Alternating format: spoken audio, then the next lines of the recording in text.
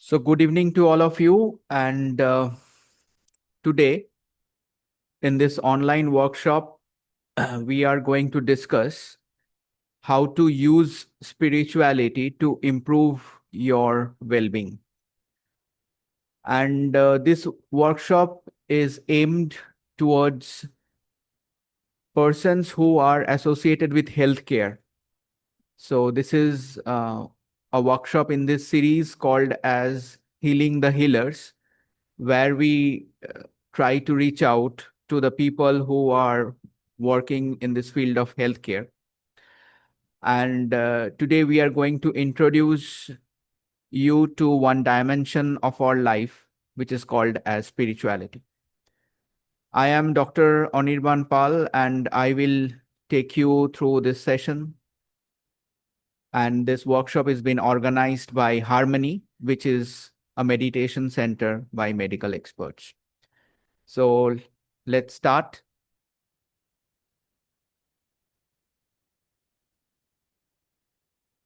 So, as a center which is working with meditation, mindfulness, and spirituality, we are doing some research as well as training on mindfulness and spirituality. So, you can see that just in a month ago, we published a research article in one of the very famous medical journals. And you can see a snapshot of this article. Very interesting topic. It says that to achieve holistic health uh, by improving spiritual, emotional, and psychological well being. So, there are different forms of well being, and we can actually improve our health, which has multiple dimensions, by using spirituality based interventions. Okay. So in this today's talk, I will try to give you some glimpse of this, that what is spirituality and how you can actually use it for your own well-being. Now, we all know about WHO, which is the World Health Organization. And those who are associated with healthcare, you must be knowing that according to this WHO's definition of health, there are different dimensions of health. So, WHO talks about three dimensions. One is physical health, one is mental health, and one is social health. And these three dimensions are very important to call us as healthy individuals. So, a person who is physically healthy is not actually holistically healthy, because that person may not be having good mental health or social health.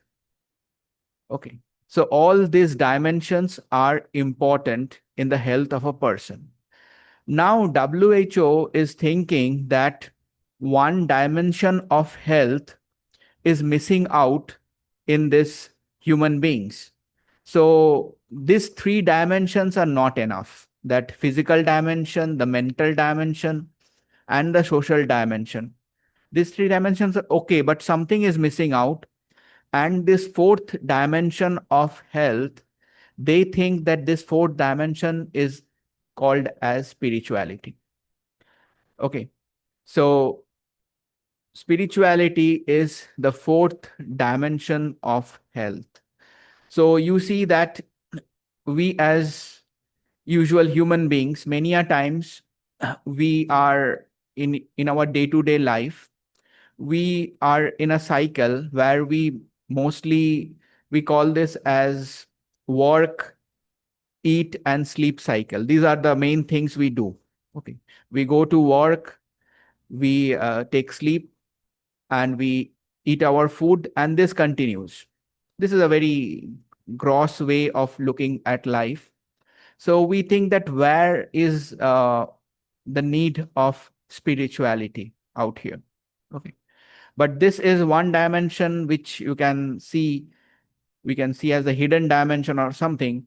And once you start understanding this dimension or exploring this dimension, you will be finding that the other dimensions of your health, that is your physical dimension, your mental dimension, and your social dimension, everything which makes you healthy may have a deeper connection with this fourth dimension of health, which we call as spirituality. Now, I will be sharing with you a real life story where spirituality has done wonders. Or many a persons, today I was having just a casual talk with a person who happens to be a newspaper reporter. And she asked me that, you are a doctor. So I am into media, but I have never come across a person who, in spite of being a doctor, talks about meditation and spirituality. Okay. So I would be just revealing that why being a healthcare provider or a doctor, just like others, certain things happened in my life, and those changed the course of my looking at life and getting into these different other dimensions of life. So this story, this real life story, actually relates to one of my friend, and this incident happened some years ago. He's a very close friend of mine. And one day, just like any usual day, in the afternoon time, I was walking in the hospital. So suddenly I got a phone call, and I came to know that one of my very close friend, his son was 4.5 years old. So the phone call said that his son is very seriously ill and is being admitted to a pediatric hospital. So hearing this, I rushed to that hospital, leaving my work, because what I found that the condition is very serious. And when I reached there, what I found was that little boy, he had gone to school, and suddenly he had some respiratory problem. Okay. So some breathing problem happened, and the teachers out there, they informed their parents. And obviously, my friend, who is also a doctor, he happens to be a psychiatrist. So he quickly went to the school and took that child to a pediatric hospital, to their emergency. And what they found out there is that there is something very serious with this child, and he is suffering from a very life threatening problem at that moment. And then certain events happened. I was there in the hospital till late night, and I'm not going into the details of the medical problem and those things. But what actually happened in the end was extremely tragic. My friend, he actually lost his child. So just imagine yourself in that condition, that someone, it can be your child or any other person, everything was going fine. There was no problem or no apparent problem or no health issues. And suddenly, this little boy goes to the school and something happens. And after a few hours, the doctors are so much concerned, and ultimately, you lose your child. Now, my friend, as I said, that he's a psychiatrist. So he every day he deals with people and helps them to cope with different life situations, helps them to cope with different mental situations. So he's actually mentally very strong. But you see that this event, just imagine this event happening to you. Even the person with the greatest mental composure and his wife is a psychologist. So both of them are mentally very strong people, and they are people who are professionally helping others to handle their mental problems. But this situation was so grave that both of them, it was very difficult for them to actually cope with the situation. And you see, when this sort of crisis happens in our life, you get very less help from the people around you, because your family members and the people around you, they empathize from their level, but they couldn't actually help you. So I have seen my friend over that period of time, and slowly this couple, they got over the situation. It took them quite a long time. It was around a year, and they could cope with the situation. And one thing which I understood just by observing them is that spirituality played a major role. So here, the person who himself is a psychiatrist, unfortunately, the methods which are in that part of the medical science were not so helpful. So he was totally lost for few months, and nothing he could do to cope with the situation. So he hold on to something which is very deep inside himself, and that is spirituality.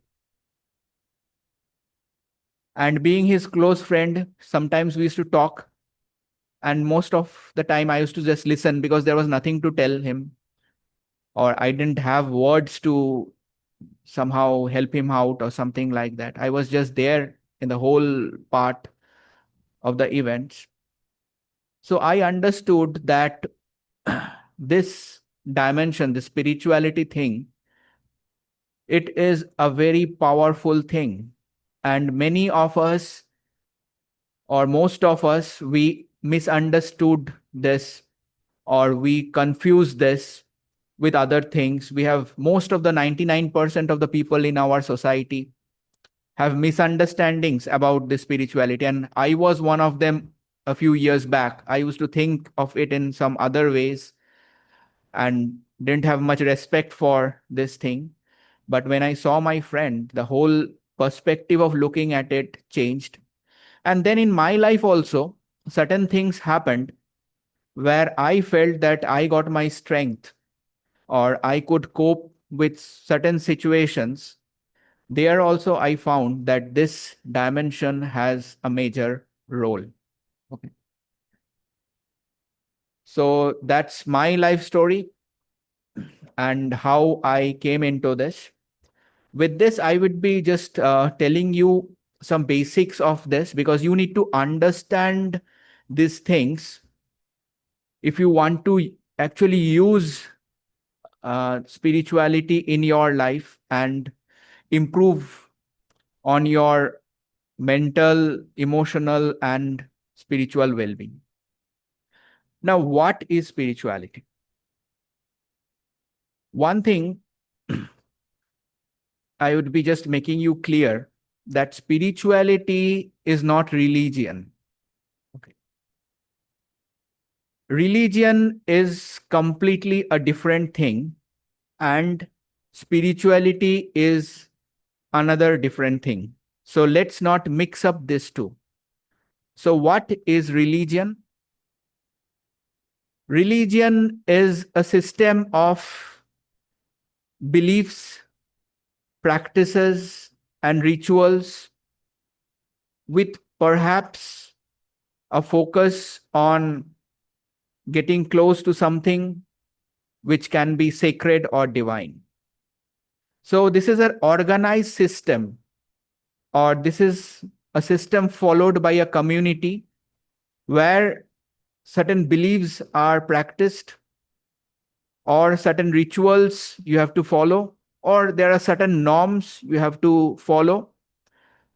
And these are structured in some ways that if you go there, you may be forced to follow those rules and those things, so that you get included in the community and you start following the belief system.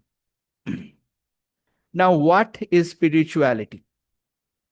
Spirituality is very, very different from this religion. Spirituality is a person's inner search for connection with oneself, with the people around, with the nature, and with something which is transcendent, which is beyond these things, or something, some a higher dimension. Okay. So it's a personal search or a personal journey of a person. And there are certain overlaps between the religion and spirituality. But here you see that in spirituality, it is someone's very own and personal journey, and other people may not be knowing it. So a person who is religious may not be spiritual. So you will see a lot of people with a lot of particular dress ups and things and doing certain rituals almost every day or very frequently.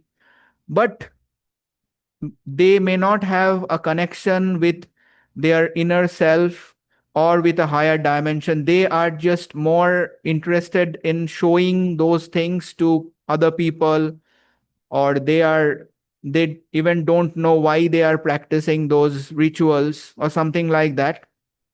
So these people are religious, but they are not spiritual. Again, a person can be spiritual and yet not religious. So you can be a very high spiritual person, that you have, through certain methods, you have established a connection deep inside yourself, or maybe exploring a higher dimension, just like that. But you don't do any rituals as such. Either you don't visit the holy places, or you don't follow any particular rituals, or no one around can see you doing anything, or you don't follow any of those rules or something like those things. You see? So you can be a very highly spiritual person, yet you are not religious in that way. Okay. So you see that these two are very different entities, and there is some overlap between the spirituality and religion, but they are very different things. It is spirituality is someone's very personal thing. And it is said that there are two dimensions in spirituality. One is, I'm trying to make the things as simple as possible. One is the horizontal dimension. So you are living a life which I was referring to as your work, sleep, and eat cycle. In this life which you are leading, which is your daily life, you do certain things by which you align your life to a universal truth. You find it out that what is the truth of my existence, that why I am existing in this way, and what role am I playing, and what is the purpose of my life. And you align yourself to the truth of existence, which is your horizontal dimension. And this can be seen in your life, that how through this you are actually cultivating in different ways your peace, harmony, and just a beautiful connection with the people around you and the situation around you. So anyone coming in your connection will get a glimpse of the inner peace you have, the happiness you have inside yourself. And somewhere there is a balance, a harmony with the whole creation. So, this is the horizontal dimension of spirituality. Each and everything you do, each and every people you meet, whatever you do, through each and every of your work, your behavior, this other people can see. And there is another dimension which we call as the vertical dimension, where through certain processes and through certain understandings, you are trying to connect to a higher dimension, maybe to some higher power or whatever you call, can be a divine something. This is the mystical part of it, where, and it is your very personal, deeper connection. Maybe people around will not be able to see it in that way because it is not gross. Okay. So it is where you are working, it is your inner work through which you establish this connection with something higher, and you live, start living from a very higher dimension of your life, or a very different dimension of your life. Okay. So this was spirituality in very short, and how it is very different from religion, because I think 99% of the people in our society, they have confused religion with spirituality. And religion at present, there are different religions, and we know that how contaminated they are or how polluted they are, and they have been used for different purposes, and they have got mixed with other intentions. And we can see in our society how it is being malutilized, or how it is got polluted in different ways. But spirituality is something which no one can pollute, because it is your something very deep inside you. It is your personal connection. So other people, other communities, other beliefs, it is something, there is no force which can be applied on you, because you are on your own, and you are on your own path. You create your own path, you take your own guidance, and you move forward in your life. Okay. So this is the dimension of spirituality. So I think I have told you the very basics of it. And you see, there are certain guides in spiritual. Obviously, when you start walking on a path, you look for certain guides. And there are multiple guides. Obviously, this is a dimension, so it has multiple facets, and many things inside this. So today, in this workshop, we are going to talk uh, on something called as Bhagwat Gita. I think all of us, we know about Bhagwat Gita. I'm talking about Bhagwat Gita because it is a relatable text, and there are multiple such texts or guides inside spirituality. And spirituality, if you want to explore this dimension, only the scriptures or the books are not going to help you. Okay.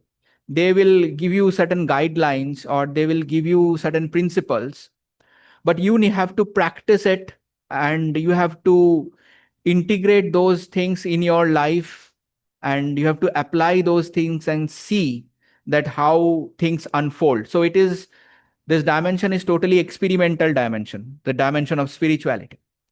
But to start with, I think this can be a very interesting starting point, the Bhagavad Gita. I would not take you to the philosophical part of Bhagavad Gita. Okay. Because I don't think that I'm also qualified to take you there. But I would be trying to discuss some things about Bhagwat Gita and why I have chosen this text for today's workshop. And because it is something very practical, and it is actually certain the principles can be applied in your life, and you will see the changes if you can apply the principles in your life. So to start with, now I think all of us, we know that Bhagavad Gita is a text, and it dates back to more than 5,000 years old. As per the traditional beliefs, it is more than 5,000 years old. And this text is actually written on certain lectures or advices given by Lord Krishna to Arjun. Now, I think all of us, we know that Lord Krishna is one of the avatars of Lord Vishnu.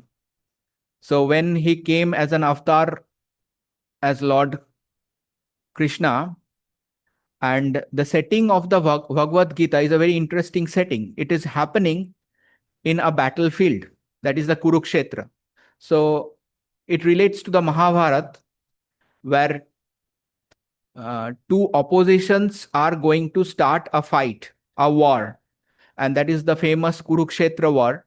And the two oppositions are Pandavas and the Kauravas. So in this battlefield, when the war was going to start, Arjun, who is one of the most famous of the Pandavas, the third Pandav, he sees that on the opposite side, his grandfather is standing. That is, Bhishma is standing. He sees that on the opposite side, all his relatives are standing. Okay. And he is actually going to fight with his own brothers and relatives. And among them, he sees his own guru, Dronacharya, is standing.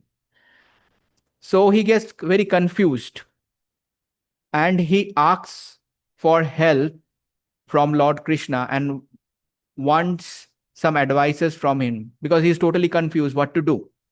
You see, this battlefield of Kurukshetra is quite like our life, because our life, the challenges and the problems that pop out in our life, and as we go through our life, such certain problems are so great in our life that we get totally puzzled and confused that what to do next. If you relate to the story with which I started, just imagine my friend's condition when this thing happened. Such a major crisis in his life, and he was totally confused and he didn't know what to do next, how to cope with that situation. Just imagine that many a times this have risen in your life also, where you totally got confused or you don't know what to do next in your life. So certain situations are so challenging. And in this challenging situation, just imagine if you have the Lord Himself, the God Himself, coming to you and giving you certain advice so that you can come out of the challenges. Such a beautiful thing, and nothing can be more important or more relevant, that when you are in a crisis and you don't know what to do, if God Himself comes and gives you some advice that this is how you can come out of the challenges of your life, this is how you can bypass the sufferings of your life. So you see such a beautiful teaching coming from the God Himself, who is an incarnation of Lord Vishnu. And that's why even today I am talking about this text. Even it is 5,000 years old, and maybe after some time we will be passing off as human beings, because we have very limited time in our life, maybe 70, 80 years. But these sort of texts or these sort of guidance, these are eternal. They will remain because the guidance is also eternal. Okay. So that is the beauty of the thing.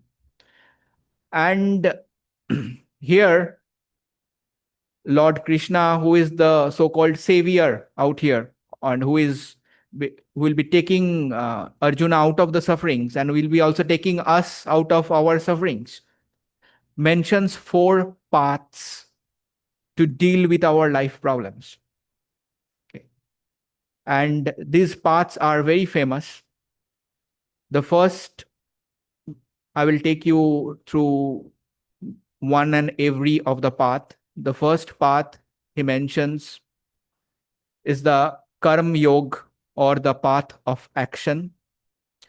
Then he mentions about Bhakti Yoga, or the path of devotion. Then he mentions about Gyan Yoga, the path of knowledge.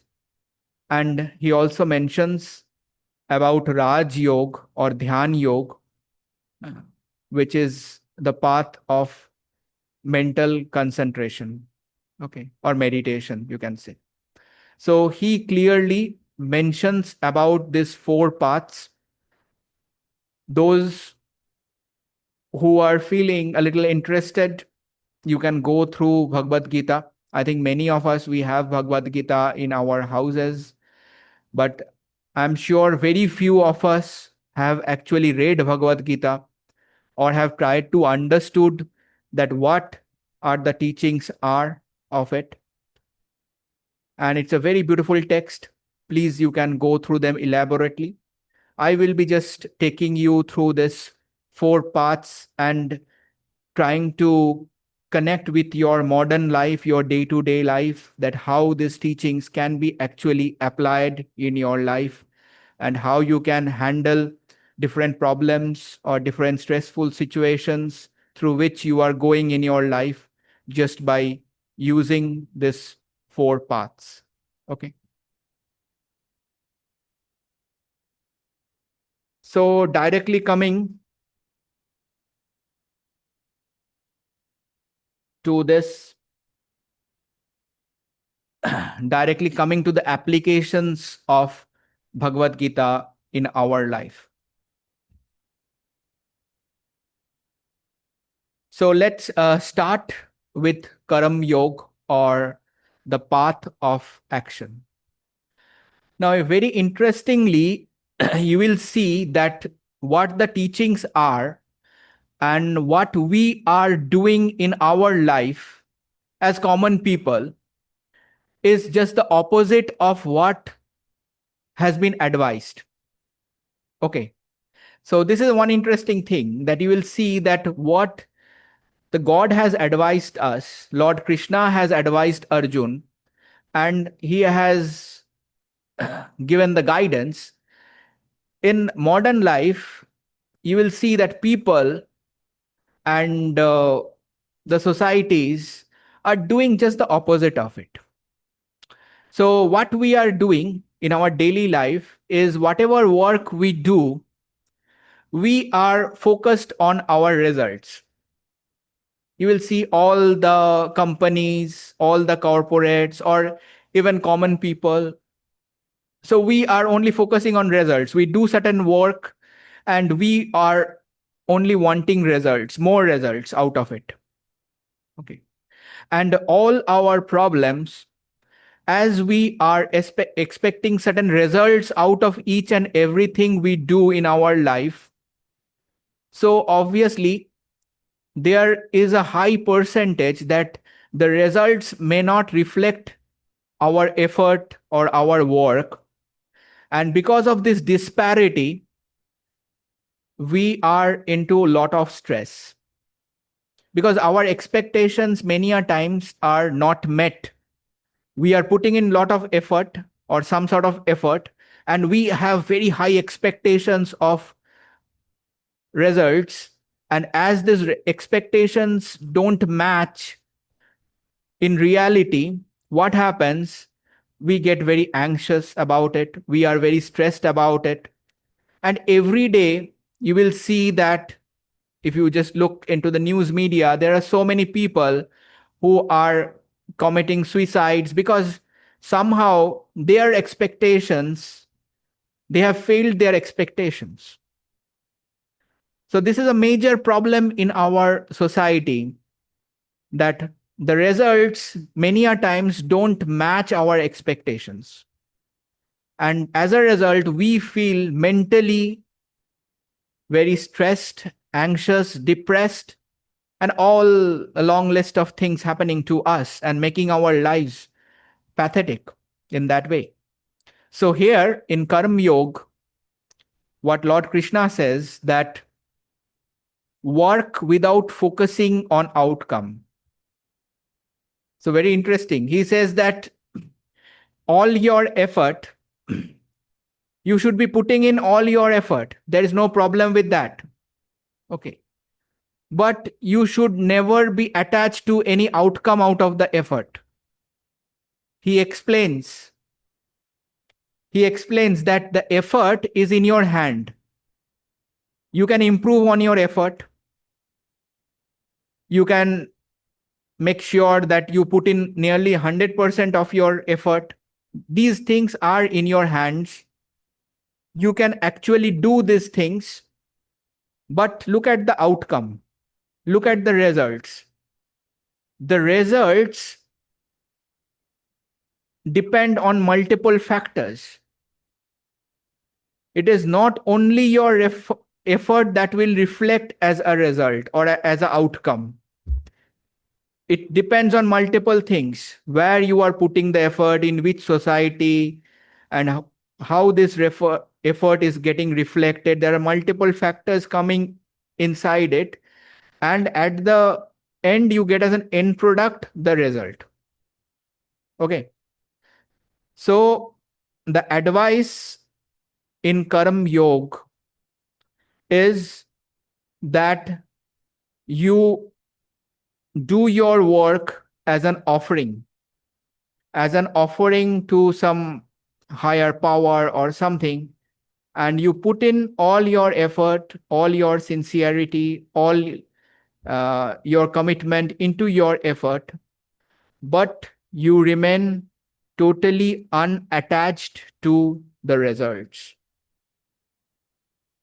Because as soon as you have a mental attachment with the results, or you start expecting something out of the results, there the major problem starts. All the problems of your life are linked because you are expecting some results out of your efforts. So your path will be focused on efforts and with no attachment to results. So you see, the teaching is very, very different from what each and every one of us we are doing.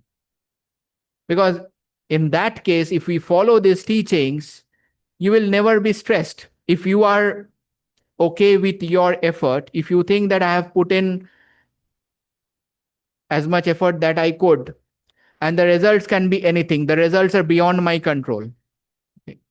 They are beyond my capacity. I can have control over only my effort. If you look at all your work, the whole thing, the whole scenario of your life is going to change. Because I see that every day when I talk with my colleagues and with other people, people are so dissatisfied with the work they are doing. So they would be having so many sort of mental dissatisfactions. They never take work as an offering to a higher power or to something divine. They don't do work in this way. None of us do work in that way. So we are more into problems because we are continuously into judgments that I am not getting well paid for my work. I am putting in this sort of effort that my another colleague is not working as well as I do. Okay, that person is doing certain things wrong. And every workplace we have a lot of problems. Maybe my senior is not supporting me, or such and such problems, you see. So here, when you offer something to a higher power, you don't get into any sort of judgments. You do it with a purity of your heart, because all the offerings are from the heart. You don't get into those criticisms and judgments. No, none of us, when we give some offering, we do those things. We just give it from a pure heart. Similarly, you do your work from your pure heart without getting into criticisms and judgments, and without focusing on what is the outcome. You make sure that what you are doing it sincerely. That is enough. Whatever the results come, just have that courage to accept those results. Take them as something which has been given as blessings. Whatever you get back, if you get back something else, you don't have any expectations from your work. You just go on doing your work. Okay.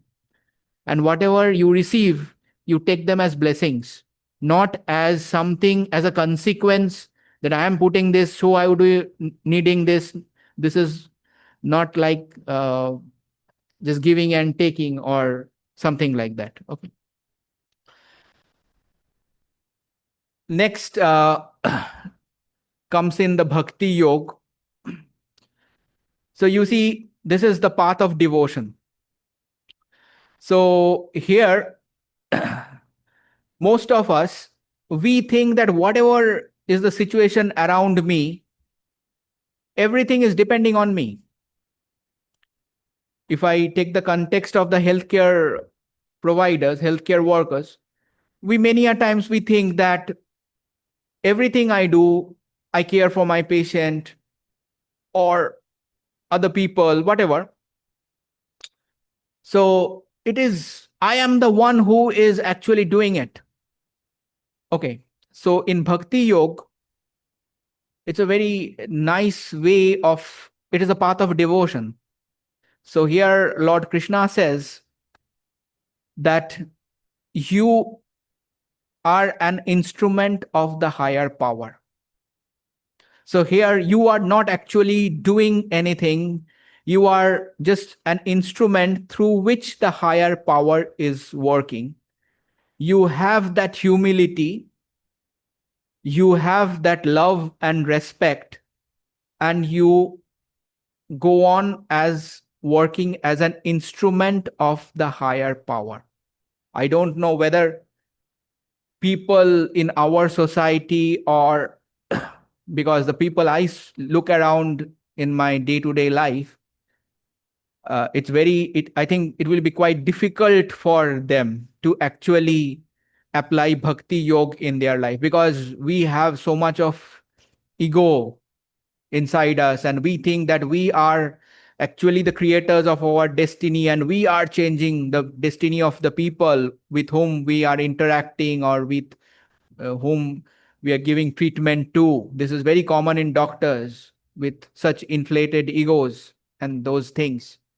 But you see a very beautiful thing in this bhakti yoga, that once you get into devotion, you get into this respect and love for something higher which is working through you, and you are just an instrument of it. Everything changes in your life, because you have been carrying all the baggage in your mind, in your head, and you are taking all responsibilities, that everything I am unable to do, or this is not working in the way it should be, and why this is not happening in the way I want it to be, you see. So here the whole scenario changes, because you understand there is something higher which is taking care of each and everything. I am only an instrument through which the process is being executed. Okay. So it is quite like that you are traveling in a train and you have a very heavy baggage, and the train is moving on and you are holding that baggage on your head. So your co-passenger who is traveling with you just asks you or request you, sir, why are you still carrying that baggage on your head? Put it down. Because the train is moving, train is taking you forward. You don't need to carry the baggage on your head, because you are not walking. You are not walking on your legs. Now you are on a train. So just put it down and see that how light you feel as you put that heavy baggage down. Place it in the luggage holder and travel. Travel in the train and enjoy the journey. The same happens with Bhakti Yoga. Here, Lord Krishna takes responsibility. He takes responsibility as the higher force to take care of each and everything that is happening around. He says that I am the creator, I am the preserver, and I am the destroyer. So I take all the responsibility. You have nothing to worry about. Okay. You just accept yourself as my instrument, as an instrument of the higher power, and you see that how relieved you are of all your stresses, your worries, because you are just putting the baggage down on the train, and the train itself is moving. The higher power is already taking you through your life, and each and everything is being decided and is being controlled by that power. You are just an instrument. Enjoy your life. Don't get into so much of stress. If you can practice this path of devotion, this is one of the most beautiful paths to take care in your life, and much of your sufferings will be relieved if you just think yourself as an instrument of the higher power. Now he also speaks of the third path, which is the Gyan Yoga. This is a deeper concept, a deeper thing to understand. So we need to ask ourselves, who are you beyond your role?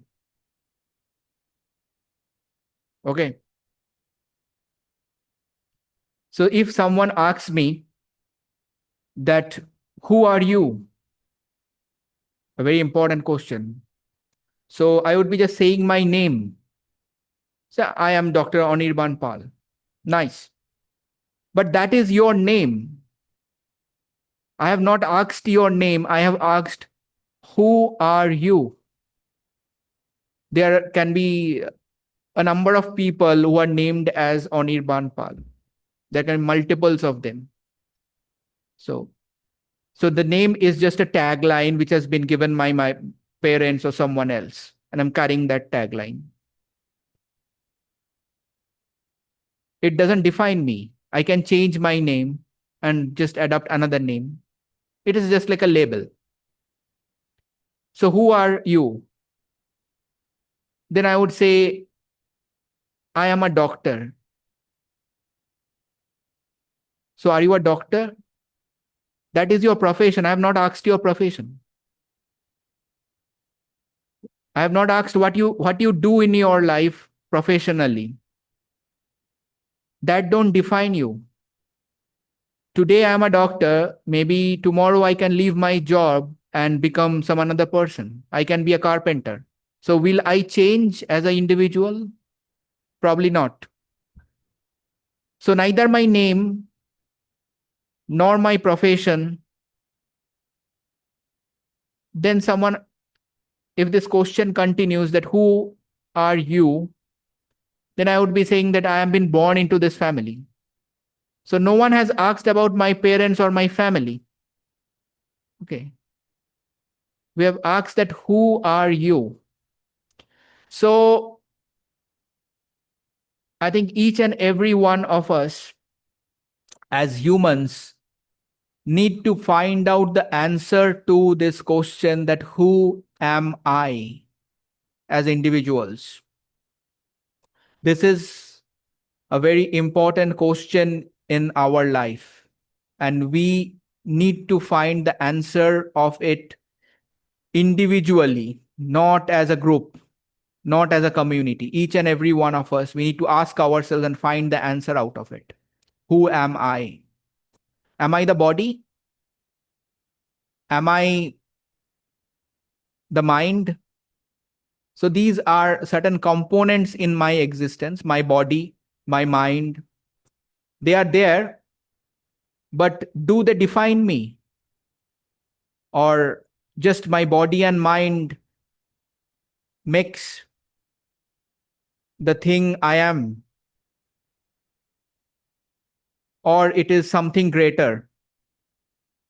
Something greater is there which is beyond my body and mind. Some people call this as consciousness or something else, awareness. And maybe my body and minds are just component in this existence. So this question needs to be answered. And as you go on answering the question, this is the path of knowledge. This is called as Gyan Yoga. This is the path of self-inquiry. So where you inquire yourself and find it out who you actually are. And if you start understanding this, that you are not a body mind complex, you may be something greater than this, or your existence is much more bigger than the body and mind, which are only components in your existence. Everything changes in your life. So till now you have been operating from something which we call as a false identity or a ego. You think that I am this such and such person with such and such profession. Your name can be changed, your profession can be changed. So these things doesn't define you. Okay. And then you will say, I stay in that place, I work here. So those things can also be changed. So within minutes, within days, those things can be changed. But the person behind you, the existence behind you is something more unique, which are not being defined by your name or your profession. Okay. So this is another interesting way of looking at life. And when you start practicing Gyan Yoga, what happens? I've been talking about the ego or our false identity. You will see that you are much bigger than that. And all your sufferings, all your problems are connected to your mind, are connected to this ego or your false identity which you think you are. If this identity changes, all these problems are going to vanish off. Okay. So you think that I am suffering so much in my life. I have so many problems in my life. Every day people call me and go on saying hours and hours. I just listen that this is happening to me. This has happened to me.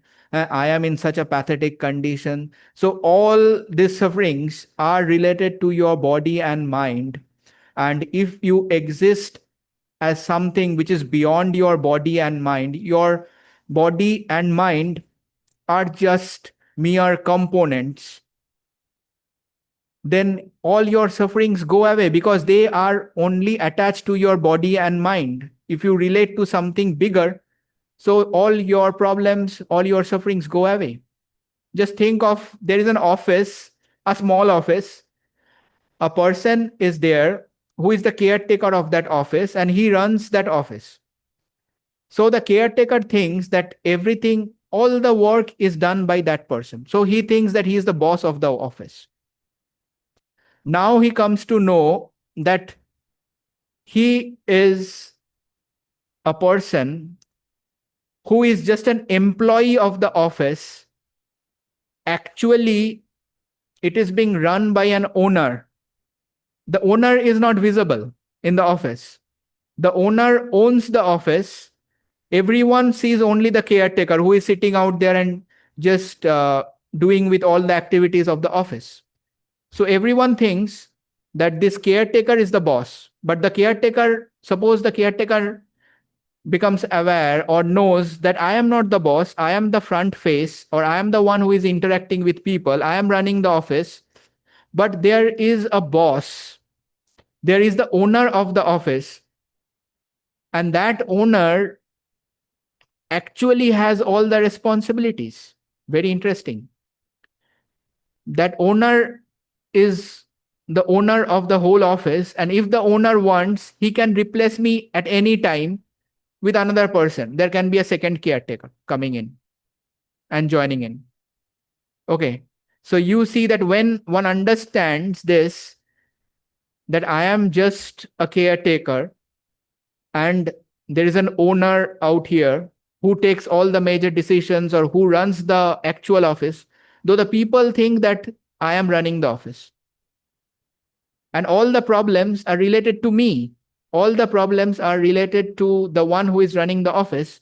So if that person changes or the owner comes in, all the problems will start relating to him, not with the person sitting. So you are so much stressed with your life, so many sufferings you are going through, so many mental problems and so many emotional things, ups and downs, everything you are happening. So your life is such a happening thing, but all those things relate only to your mind and body, which are just maybe components of a bigger existence. And Gyan Yoga tells you to inquire and find out who you are actually. Are you the body? Or are you the mind? Or are you something beyond this body and mind? So you see that as you practice Gyan Yoga, all your problems are going to vanish. All your sufferings are going to dissolve if you take this path of self-inquiry. And finally comes the fourth path, which is called as Raj Yoga mind regulation. That is controlling the mind. And within this comes all our activities like mindfulness or training our minds. Here, Lord Krishna says a very beautiful thing in Bhagwat Gita. He says that the mind can be your enemy or it can be your friend. This is, I'm quoting his words from Bhagwat Gita. He says that mind can be your enemy and can be your friend also. It is up to you that how you are handling your mind. For 99% of the people in our society, our minds are our enemies. There is so much of mental noise or so much of things happening in our mind, and our minds are just running as wild monkeys. So our minds are certain things which is actually controlling our life. So it is, instead of being a slave, it has become the controller of our life. And then he mentions, Lord Krishna mentions that if you can control your mind, that is well possible. Mind regulation is well possible. If you can do it, it is going to be your best friend. He is talking about emotional regulation. So you see that certain circumstances in your life, it makes you so irritated that you burst out. You are angry. You become emotional. You act in some ways, later you repent that how or you react so much in certain situations. You get you are unable to control your emotions. So he is talking about emotional regulation. So you get to set your mind. You need to regulate your mind. Here comes in the role of meditation. So with this quality of mind, which is so agitated, which has become your own enemy. Your greatest enemy is your mind, and you don't understand. That is the best way for an enemy. So if a thief wants to steal something from your house, and suppose you live in a bigger family, okay, there are multiple family members. So the best thing for the thief is to take the disguise of a family member, extended family member, and you will treat the thief as a family member. You don't know that the thief has a negative intention to steal everything. Same with the mind. The mind, for 99% of us, is acting as an enemy. But you are very happy with it. You are just thinking it as it is in a disguise. You are thinking there is no problem. No problem with it until it steals lot of your property, until it steals your valuables. Then you become aware. And sometimes you think, oh, now I have to do something. So here in Raj Yoga, he is advising to do mind regulation, to do meditation practice, to keep the mind under control. He says that this mind, it is not easy to control it. You have to bring in a lot of effort. Daily effort will be needed. Lot of focus will be needed. So this he is saying 5,000 years ago. And these are so relevant things in today's life. So we are going through our lives with our greatest enemy sitting inside ourselves and stabbing us, backstabbing us every moment of our life. And we are not even aware of it. And that same enemy can be converted to your best friend. Just imagine that your mind is perfectly calm all the time. You are having inner peace all the time. And this is practically possible to achieve this state of the mind just by training the mind. And if you have that quality of mind, whatever more you can ask in your life, you have inner happiness and peace all the time. The mind is not disturbed by the external conditions. It is in such a calm state. It is in a state of such peace that peace is not disturbed by the external influences. And that is actually possible to achieve just by training your mind. That is well possible. And that is what is saying in Bhagwat Gita, that put effort to your mind training, regulate your mind, train yourself to stay calm and at peace with yourself and others in your life, throughout your life. This is well possible. And this path is called as Raj Yoga or the Dhyan Yoga. If you can achieve that state, it is well achievable. Nothing is going to disturb you. Whatever problems, how much big the problem is, it is not going to disturb your inner peace. You remain the calm person, the peaceful person. And this is not my words, his words he is saying, the God's words he is saying that this is well achievable and this is possible. Just walk this path and you can do this. So you see that so much beautiful teachings has been put forward, and these are so relevant in our life. The path of Karma Yoga. So what he is advising us is not to withdraw from the duty.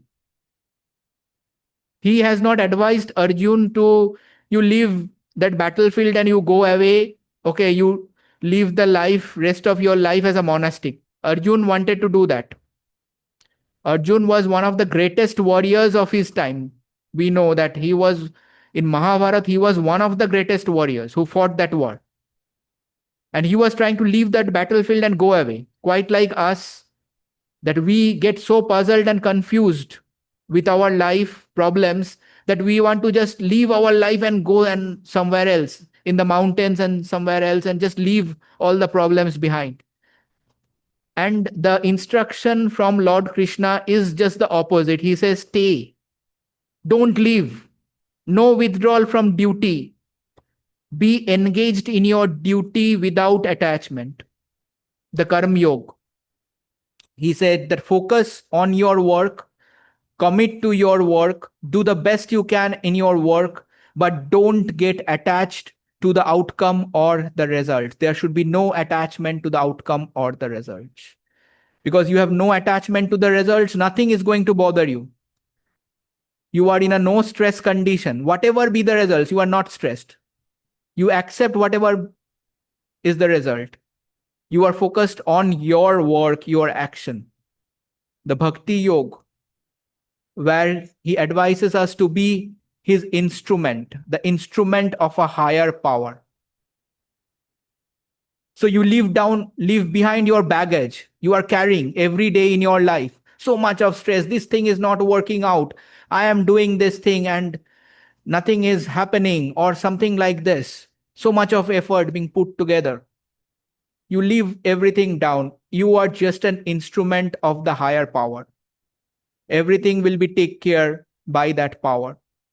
So you don't need to stress upon. Why stress? I am just a mere instrument through which the whole thing is happening.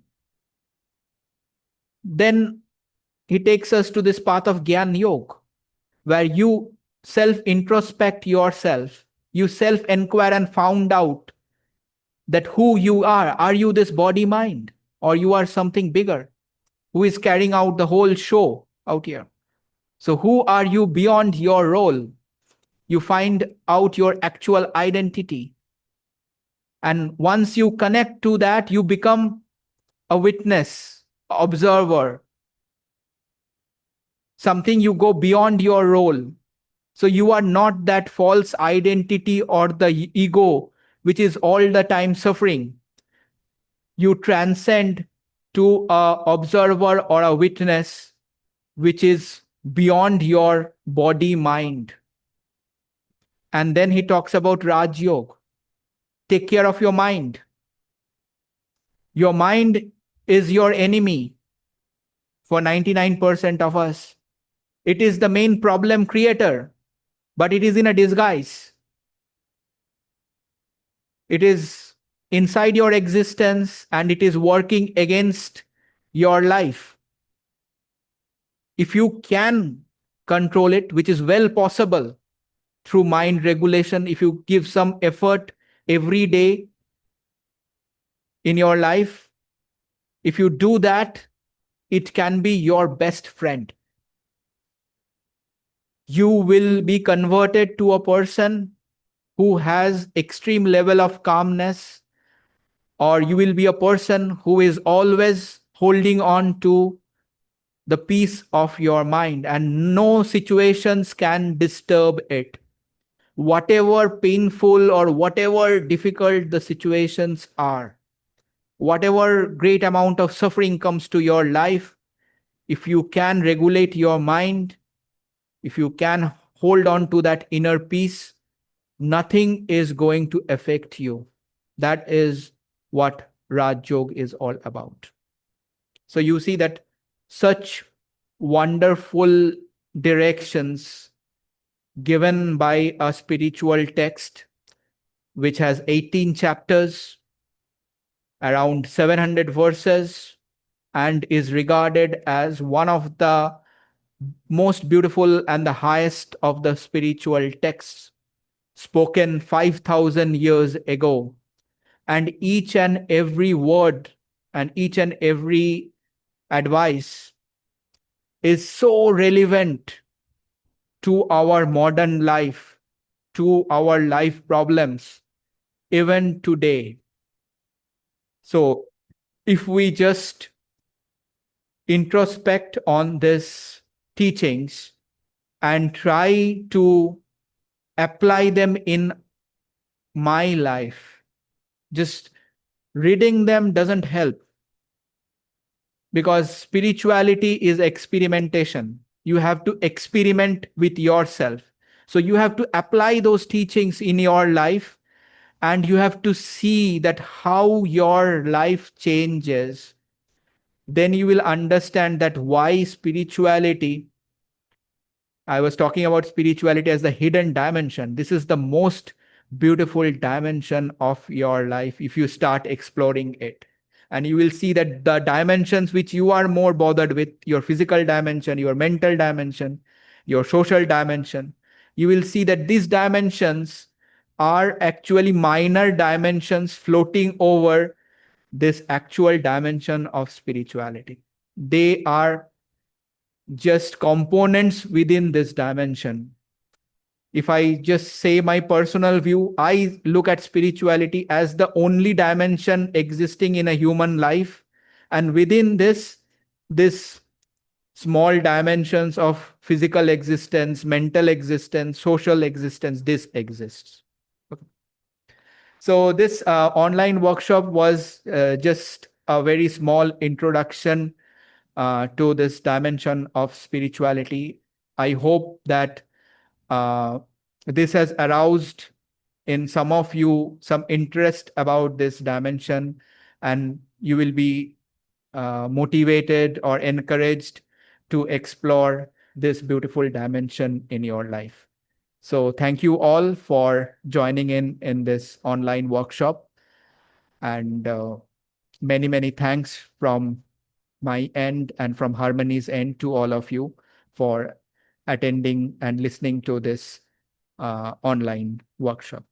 Thank you once again.